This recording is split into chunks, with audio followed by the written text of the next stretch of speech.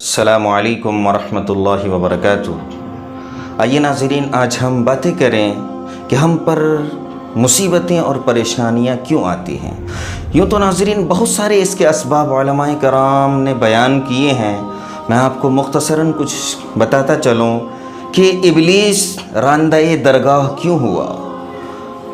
حضرت نوح علیہ السلام کی قوم کیوں برباد ہو گئی، قوم عاد، قوم سمود، فرعون کیوں ہلاک و برباد کیے گئے، قارون، حامان کیوں تباہ و برباد ہو گئے، بنی اسرائیل پر طرح طرح کے عذابات کیوں آئے۔ ناظرین اگر آپ ان چیزوں پہ غور و فکر کریں گے تو تمام چیزوں کی ایک ہی وجہ نکلے گی کہ وہ ہے نافرمانی۔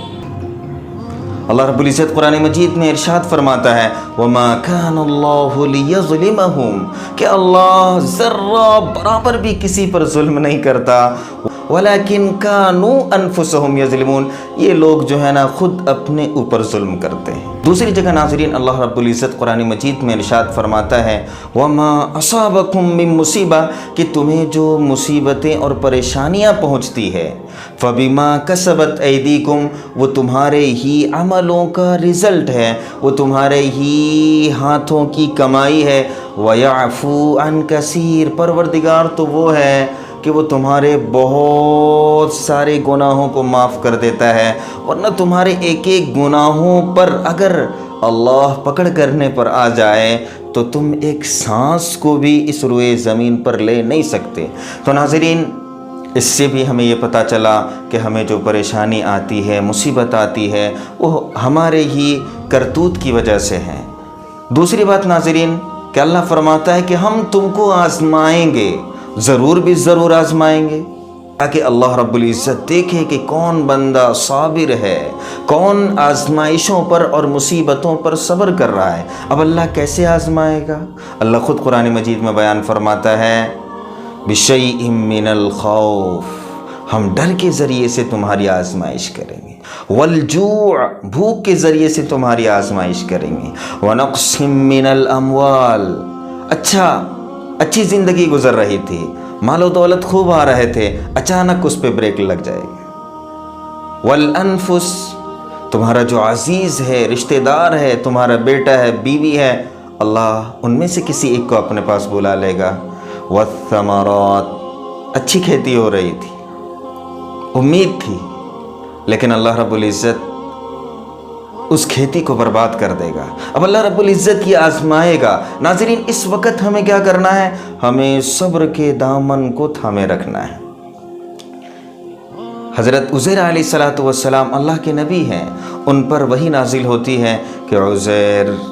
تمہیں جو تکلیف پہنچتی ہے اس تکلیف کو میرے سے بیان کر، میرے مخلوق کے سامنے بیان نہ کر۔ کیوں؟ کیونکہ تمہاری طرف سے جو خطائیں اور عیوب میرے پاس آتے ہیں میں ان کو اپنے فرشتوں کے سامنے اور اپنی مخلوق کے سامنے ذکر نہیں کرتا ہوں۔ تو ناظرین اس سے ہمیں یہ پتہ چلا کہ ہمیں اگر کسی قسم کی تکلیف پہنچتی ہے تو ہمیں اپنا تعلق اللہ رب العزت سے قائم کرنا چاہیے، بجائے اس کے کہ ہم دوسروں کو بتاتے چلیں، دوسروں کے سامنے شکوے گلے کریں۔ دوسری بات ناظرین یہ بھی یاد رکھیں کہ ہم مومن ہیں، مسلمان ہیں، ہمیں اگر ذرہ برابر بھی تکلیف پہنچتی ہے یا ہم بیمار ہو جاتے ہیں تو یہ بیماری ہمارے لیے ہمارے گناہوں کے کفارے کا سبب بن۔ یاد رہے آپ کو کہ کل قیامت کے دن جب اہل نعم، اہل مصائب کے لوگوں کو کثیر ثواب ملتا ہوا دیکھیں گے تو یہ لوگ افسوس کریں گے اور تمنا کریں گے کہ ہائے کاش دنیا میں ہماری چمڑیوں کو کینچی سے کاٹ دی گئی ہوتی تاکہ آج ہم کو بھی آخرت میں یہ بلند مقام اور درجات ہمیں ملتا۔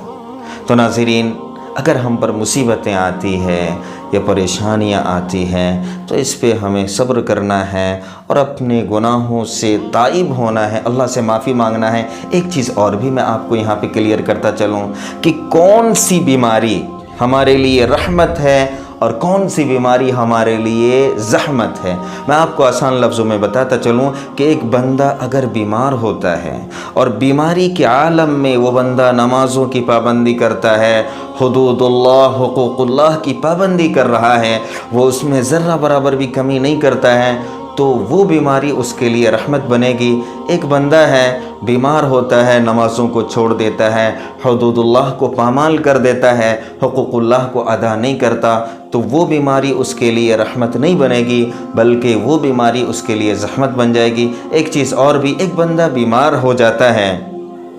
لیکن